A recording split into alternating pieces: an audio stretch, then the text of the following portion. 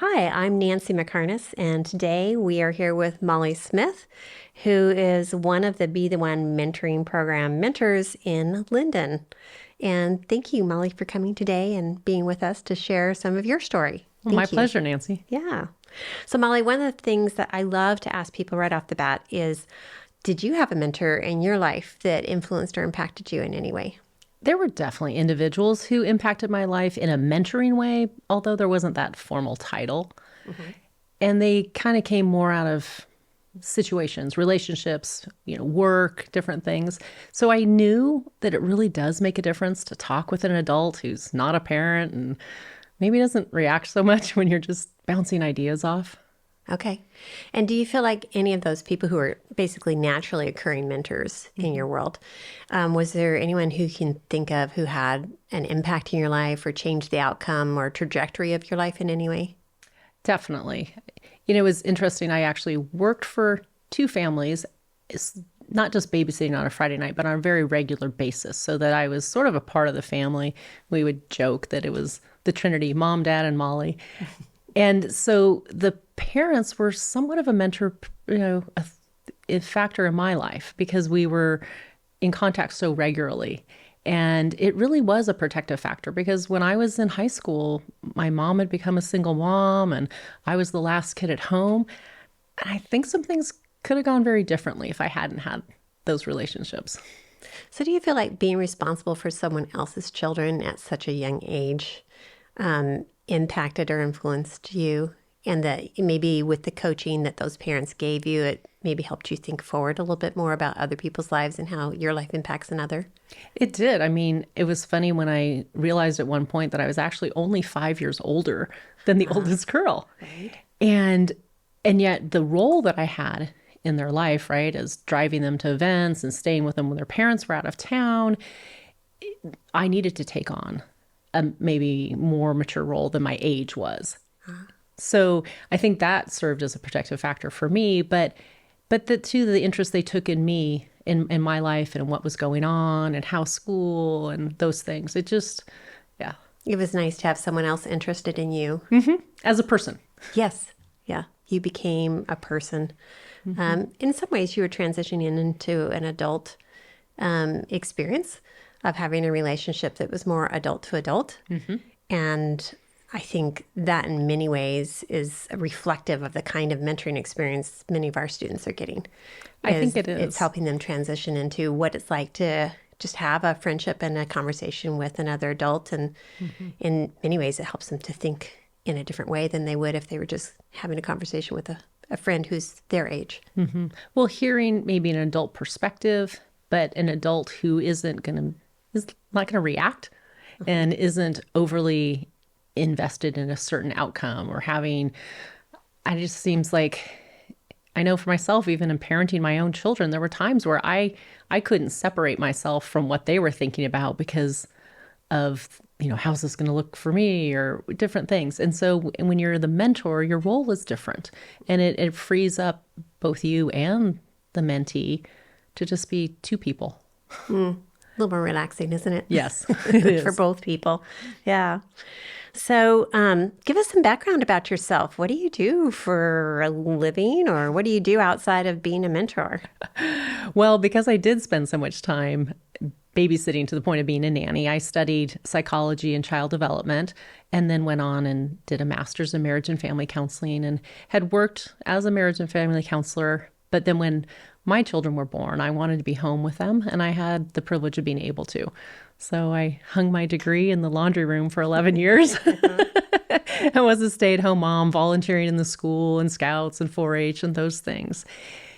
And then when my kids got to be teenage, I like really at an age you would want them to have a mentor, I needed to take a little bit of a step back. And so I returned to the paid workforce part-time Okay. at Bellingham Technical College and have just done several different things there. And I'm grateful for that opportunity that I had to maybe step back a little bit from my parent and from my children when they're in middle school and high school and allow them to begin to take on more ownership of their life.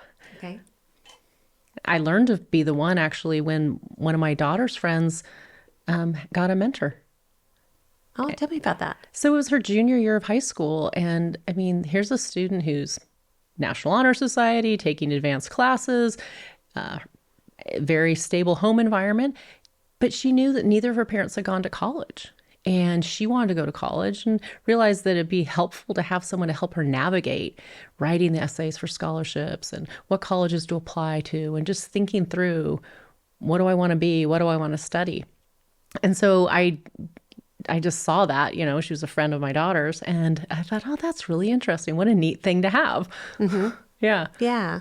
You've brought up an awesome part of the wonderful thing about Be the One is that it's really student driven. So we let any student participate for any reason because they just want someone to talk to. And it could be about whatever it is that they want to be supported in by an outside member of the community. And so in this case, we're talking about a young lady who, wasn't in any way challenged in her home life or in her school life or any of those things that some of us might have preconceived ideas about what youth mentoring looks like. And the truth is, all of us could enjoy and benefit from having a relationship with someone who's been there and done that before us, and a place that we're trying to go, and so that we can have that conversation. So I really like that about what we're able to offer. So that's amazing. So you've actually mentored more than one student, haven't you? I have. I had one student who we initially met directly on campus while she was at Linden High School, and then she transitioned to doing I don't know what the name of the program exactly was, but it was more of a homeschool or remote learning. And so then we met at the public library and had a set time, and her parents dropped her off. So we still had that nice boundary and structure that you have in Be the One.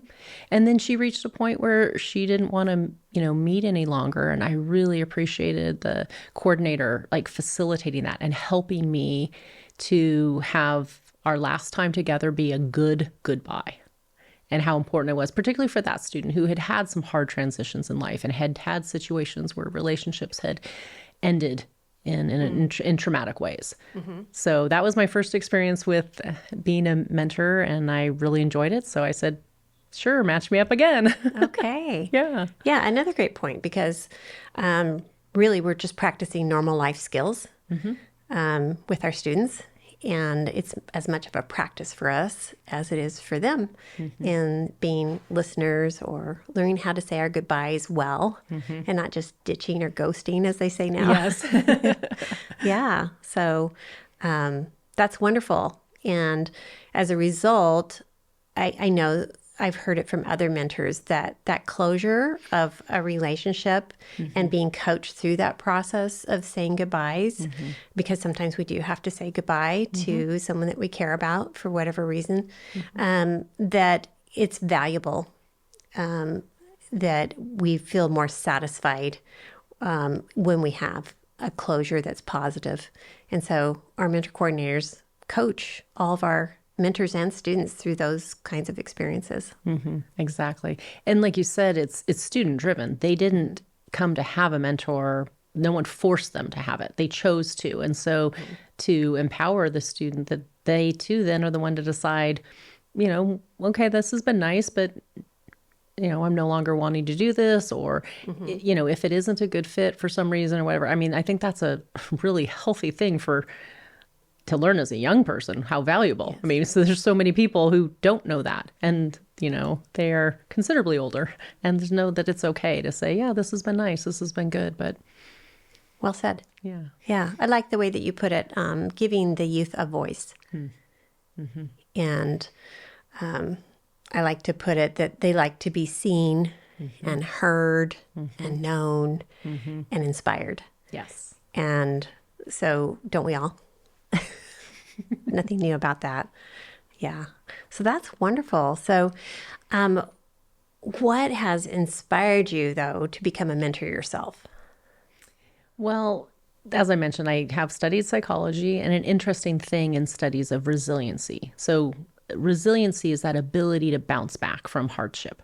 And when psychologists and researchers have looked to see, what is it why do some people bounce back maybe what seems to be better or more easily than others? Because difficult things happen to almost everyone at some point. And what they found was that those who could point to a time in their life and they could name that someone somewhere saw them. That was the thing they found in common among people who bounced back from difficult situations. And so I think that the name Be the One is just so spot on, right? To be the one that the youth could count on, that you're going to be there and you're going to listen. And that is just such an anchoring point, I think. What I really enjoyed myself is learning to be a listener. So tell me about your experience of that, how even though you've got a degree and you've done counseling and all this, and yet you still have learned something about how to be a great listener. Tell us about that. And I still have a lot more to learn. It's so interesting how you can put on a skill in a certain setting. So maybe in a professional environment, I can practice these things that I know, but in my daily life, like how well did I listen to my children? As I look back now, I go, oh, I wish I had listened better. I really do. And just seeing how the mentee is able to just relax and giving them the space. And because I'm not responsible, I am just there to listen, to support. It's a beautiful thing to connect with another human being. It doesn't matter how old they are and what reason we're attaching to why we're spending time together. It's just really valuable. I really like how you've highlighted the fact that you don't need to have credentials like you actually happen to have, right? That we can teach a human how to connect with another human, especially an adult to a young person. And actually, that's a valuable connection for just moms or grandparents to have, or youth leaders. We've had a lot of youth leaders participate in this, and they feel like they get something different out of this than they do in the traditional setting that they've been practicing being a leader in or being a youth leader. So I feel like you're saying something about that too. Well, and it's that those relationships are just as effective. Like when you look at people who go to counseling and therapy, I mean, obviously there's a place for that. I personally believe in it. I seek it out in my own life when that is something I need the support in. But a listening ear, a friend, it doesn't have to be a trained professional. So anyone whose heart desires to connect with others and to be available, they are the perfect candidate to be a mentor. And you guys provide the training. I mean, the support that we receive as mentors is fantastic, and ongoing opportunities that are really related to things that maybe a mentor heard a student say, or they have a question about in a topic. I've really appreciated those opportunities. And then not only do I receive information about talking to teens about something, an issue, but I also get a chance to connect with the other mentors. And that's been really nice. That is right. Yeah. Yeah, you feel like you're part of your community. So the difference between the clinical setting where you've worked and a mentoring setting might be described as being a clinician versus a friend or supporter. Absolutely. And so when I'm speaking with students who happen to have both a clinician or somebody who speaks to them on that kind of level, they really have to keep this boundary in place that of separation, right? The degree of separation. And so the students will verbalize to me sometimes that they really enjoy their mentor because their mentor is not doing that kind of work with them that is more invested in trying to probe or move toward a different point of view, whereas a mentor is more in a support role. And I find that students can verbalize that they are able to actually process what they learn through professional counseling with their mentor and then apply it. Interesting. In their real life situation with other students. And so it's kind of a rehashing of something. You've probably had this happen where your student has shared some situation and then you're able to help them to process it a little differently than they might have otherwise. Yes. Have you got an example of sometime when that happened? The first student that I had, she did have a mental health condition that needed attention, and she needed to spend some time inpatient. And so she actually left school and spent several weeks away. And then when she came back, just being able to talk. And so she was, but my role was, I describe it kind of like I'm in the passenger seat, the students in the driver's seat, and they decide, are we going to play a game today? Are we going to, brave me looking at their homework and helping them with it? A PowerPoint for their English class. Do you want to walk around the campus? That what we do and how we spend the time is under the direction of the student. And I think that's part of what makes it such a powerful outreach, is that where else does a 15-year-old get to say, here's what I feel like doing today? Yes. And they also verbalize that they love that somebody's coming to the campus, and that consistency of somebody coming there that chose to be with just them. Like literally, the adult chooses the youth and the youth chooses the adult in this matching process. And both people have opted into this relationship, and we find a great deal of success in the fact that we're opting in. And the coordinators do an amazing job of that matching. I was talking with someone who, after church the other day, and I was encouraging her to consider becoming a mentor. And she said, well, how does it work? And I said, well, yeah, just because you're now there, they don't take the first person on the waiting list of students. And there is a waiting list for most of the campuses. There are students who do want these relationships, but it's not like, okay, just slap two people together. Is really looking for a fit, some sort of a connection. Yeah. We don't want an adult to have a situation that they're put into that they're not comfortable in. Right. Because you're not going to be satisfied as an adult when you're in a relationship that feels awkward or is painful.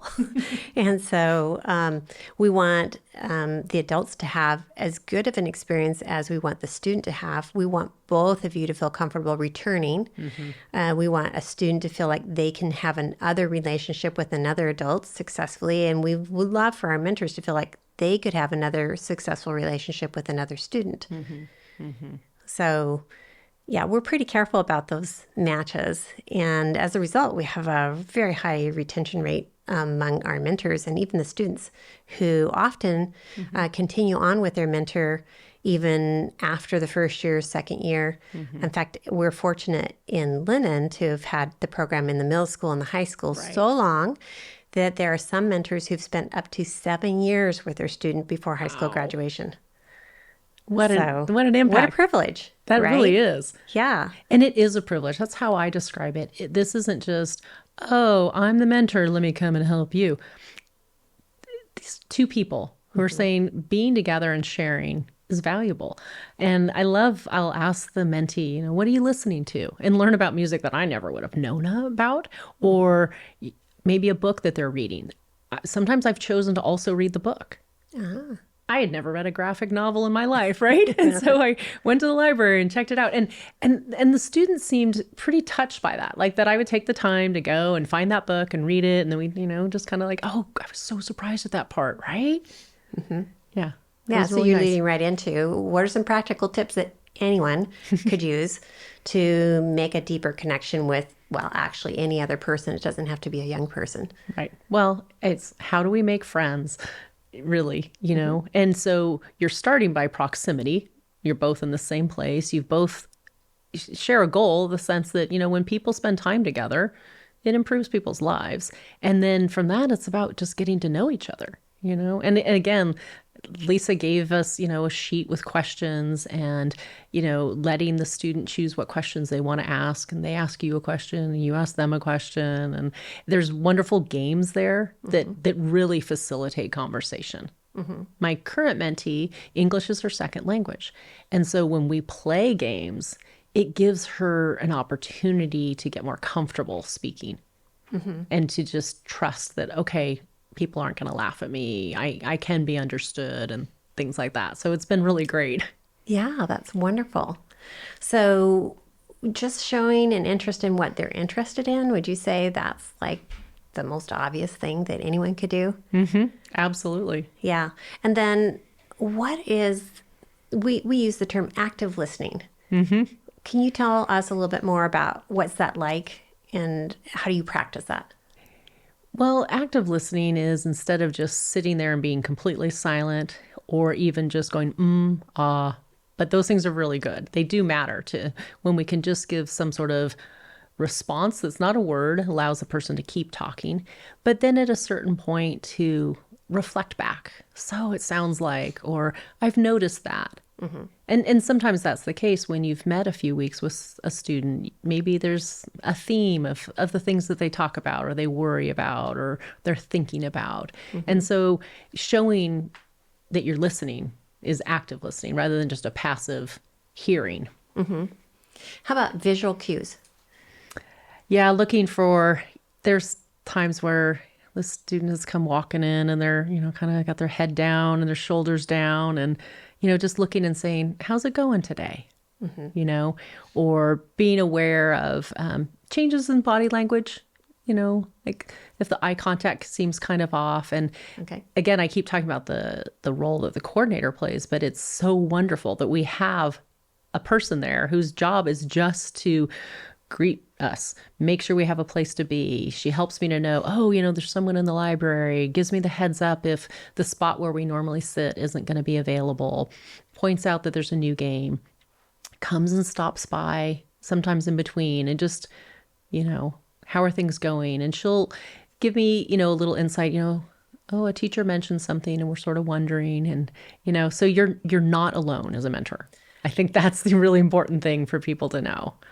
It is very valuable, right? So how we connect, where we connect, if our student is sick or if we're sick. Yes. All those things. And so having that support person is really part of the fundraising process that our nonprofit is involved in. So we as a community decided to actually make these mentoring programs possible in our schools.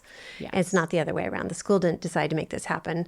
The community decided to make this happen. And then we as a community go in and volunteer. We as a community are funding this.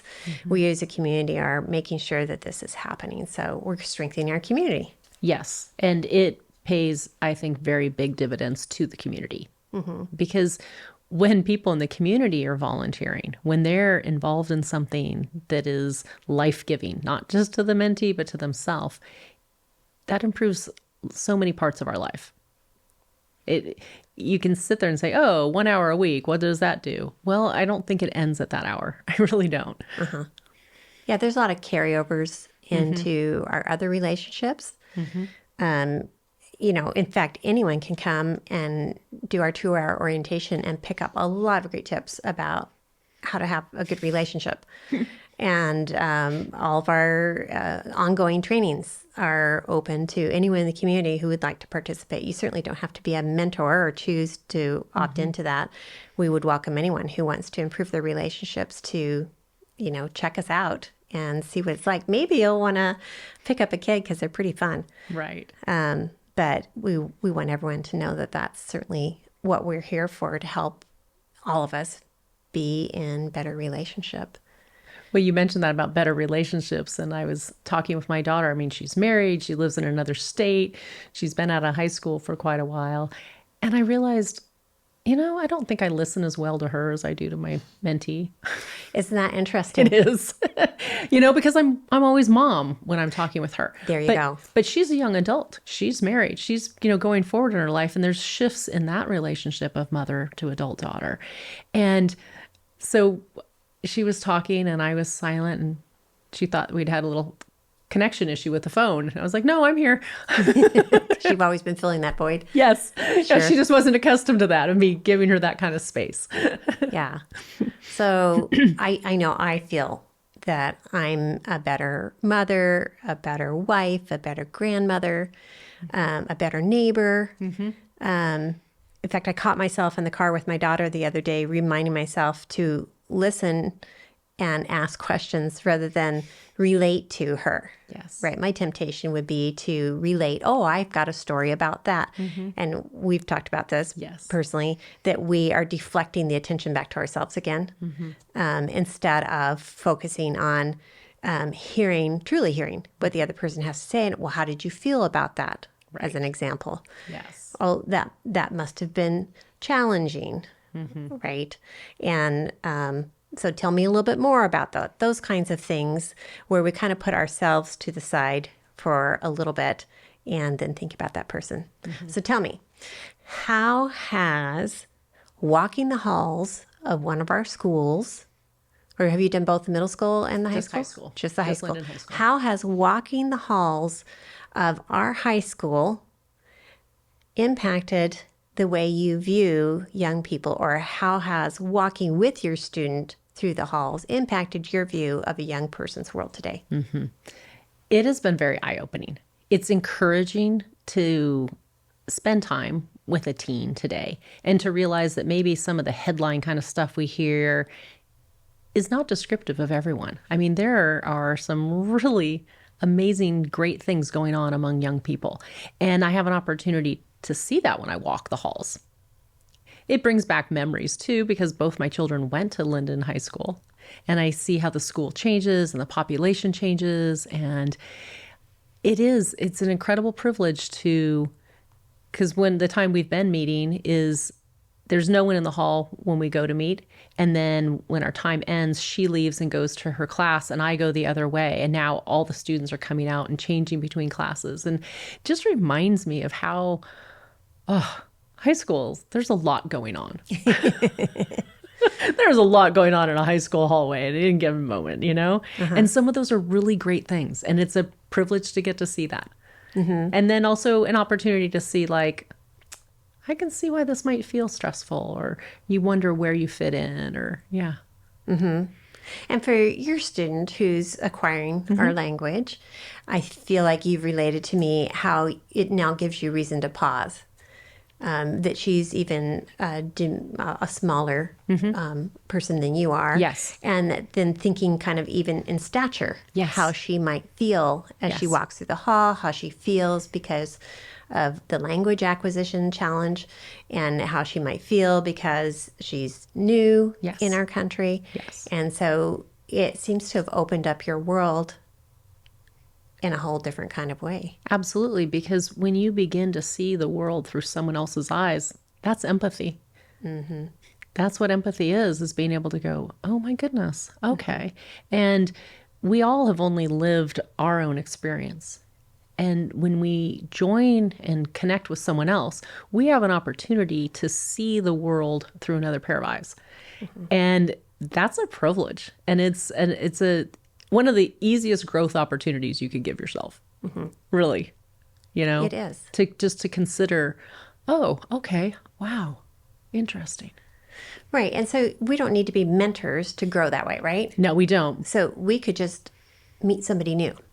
We could, but do we? Like, we all Right? just But we get our can make a lives so choice, busy. right? Yeah. So what would happen if we all chose to meet one new person who was outside of our normal Yep. realm, wasn't a part of our circle, and we attempted to spend an hour a week to get to know them? Right? Wow. It would transform our community. It would.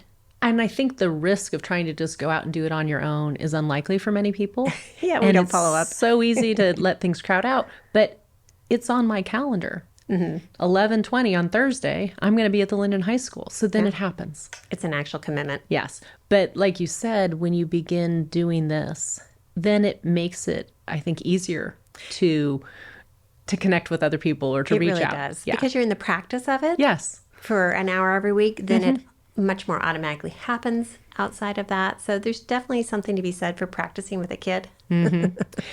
Well, and sometimes when I'm continually trying to recruit people for Be the One. First and foremost, because I see that it's making a difference. And sometimes when I'll talk with someone like, oh, well, Molly, you're talkative, or oh, blah, blah, blah. I'm like, no. The quiet person, the person who listens deeply, there you are. Just a gold mine for a young person to spend time with. So I think sometimes that's maybe a question, like, well, what would I do? And what if it's too quiet? It's like, it'll be okay. So, in your opinion, do you believe this is good for any adult to participate in?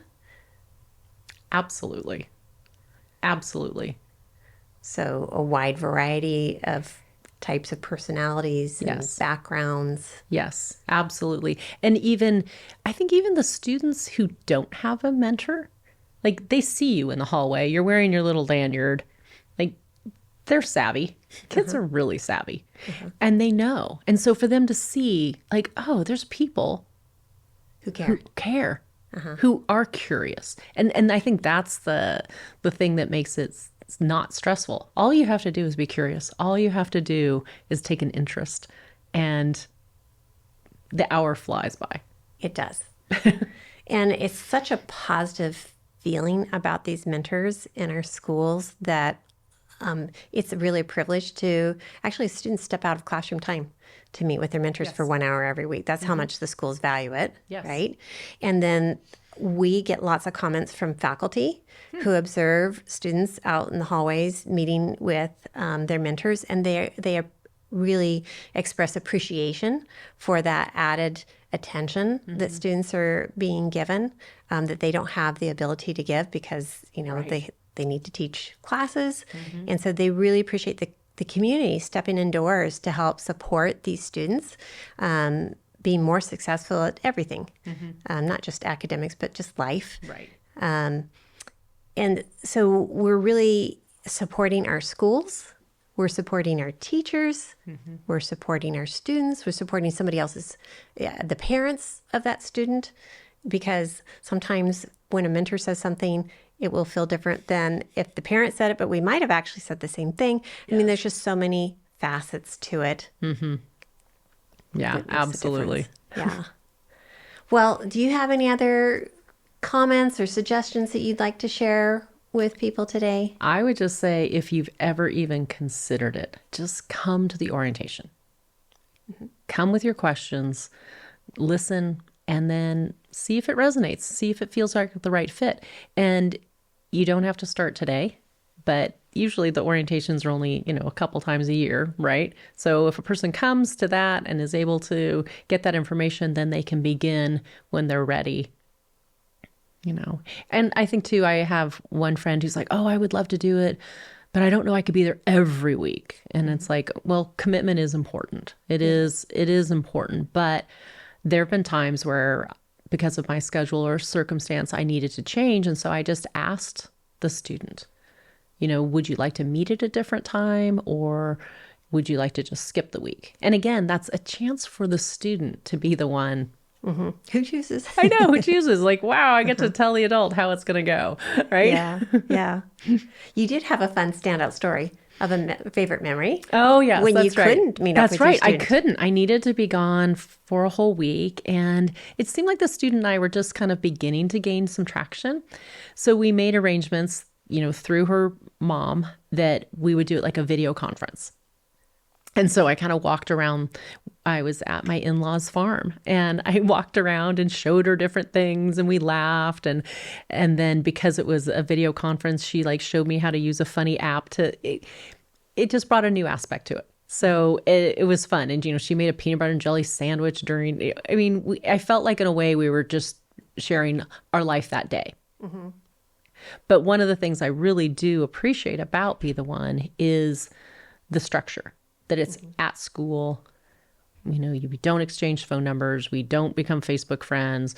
There's a time and a place. And with those boundaries in place, it really also just keeps it a very safe and an appropriate kind of relationship. That's fantastic. I feel that all of us want to feel secure and know that our students are secure in their mentoring relationships, and that the adults are secure in their experience in the mentoring relationship as well. Yeah. So, well, thank you so much for being here. Oh, my with us pleasure. today. It's just been so enjoyable to hear what your experience has been, and we appreciate you taking the time out of your day today. Absolutely.